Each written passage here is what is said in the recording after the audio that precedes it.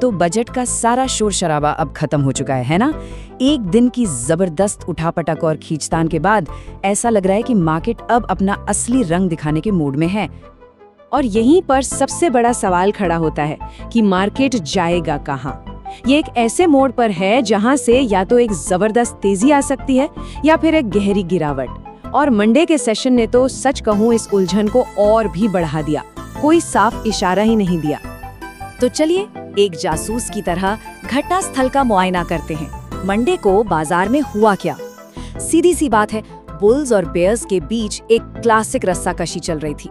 मतलब खरीदने वाले और बेचने वाले दोनों अपनी पूरी ताकत लगा रहे थे।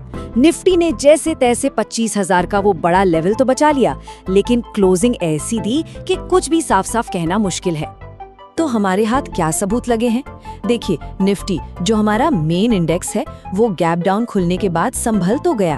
बैंक निफ्टी में थोड़ी कमजोरी साफ दिख रही है, 60,000 एक बड़ी रुकावट बन गया है। लेकिन असली कहानी तो कहीं और ही पक रही है। निफ्टी आईटी में रुपए की कमजोरी के चलते ये 2% ऊपर था। और हाँ, ग्लोबल मार्केट का दबाव भी बना हुआ है। इस सारे शोर के बीच, इस सारे कंफ्यूजन के बीच एक ऐसा नंबर है, एक ऐसा सुराग है जिसने सब कुछ बदल कर रख दिया है। और यही वो चीज है जो इस पूरे केस को सॉल्व कर देगी। और वो नंबर है 92.00। जी हाँ, इंडियन रुपया डॉलर के मुकाबले 92 पर पहुंच गया है। ये सिर्फ एक नंबर नहीं है दोस्तों, ये एक गेम चेंजर है। ये वो एक सुराग है जो पूरे बाजार की दिशा तय करने वाला है।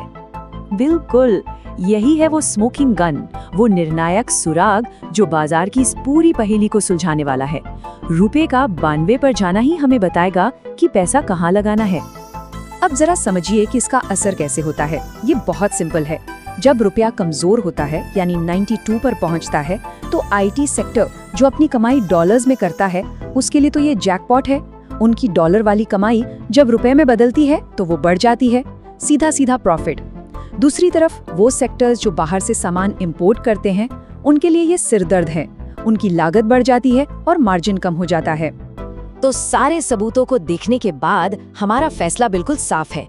ये रुपया आईटी सेक्टर के लिए फायदे का सौदा है और ऑटो जैसे सेक्टर्स के लिए दर्द का।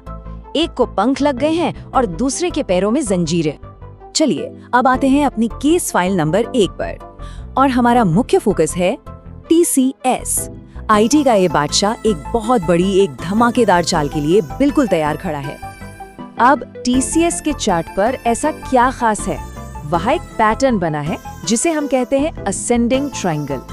इसे ऐसे समझिए, नीचे से एक सपोर्ट लाइन है जो लगातार ऊपर की तरफ जा रही है, ऐसे, और ऊपर एक सीधी रेजिस्टेंस लाइन है, एक छत की तरह।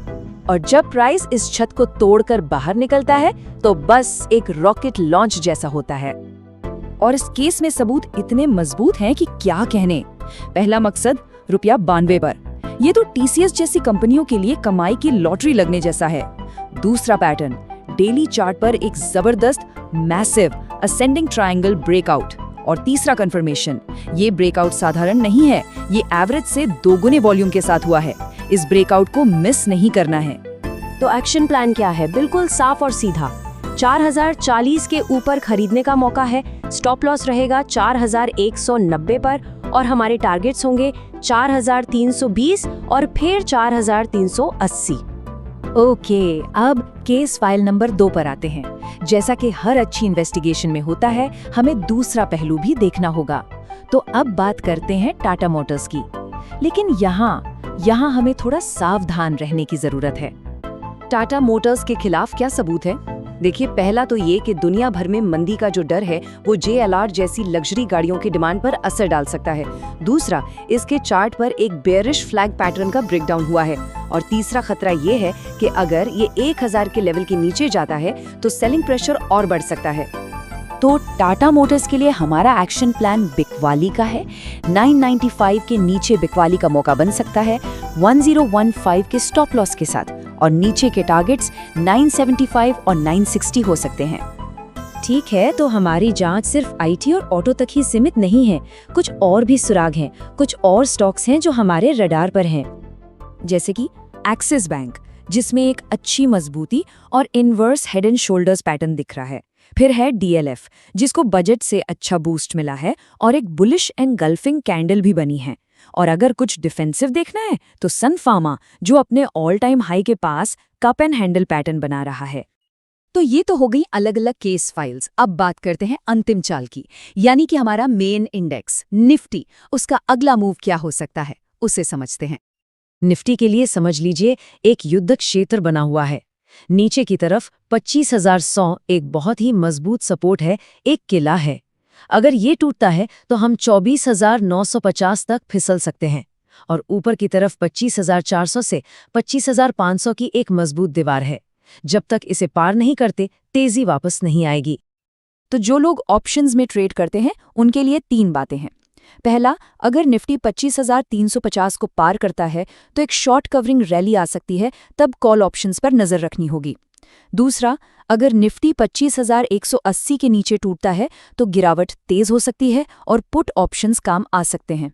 और तीसरा, 25,200 से 25,320 के बीच का जो एरिया है वो ऑप्शन बायर्स के लिए नो ट्रेड जोन है, वहां दूर रहना ही बेहतर है। तो इस पूरी इन्वेस्टिगेशन का सार क्या है? यही कि इस वक्त बाजार में सारी नजरें रुपए और डॉलर पर होनी चाहिए। निफ्टी और बैंक निफ्टी तो बस फॉलो करेंगे। जो अगली बड़ी चाल है ना, वो यहीं से शुरू होगी।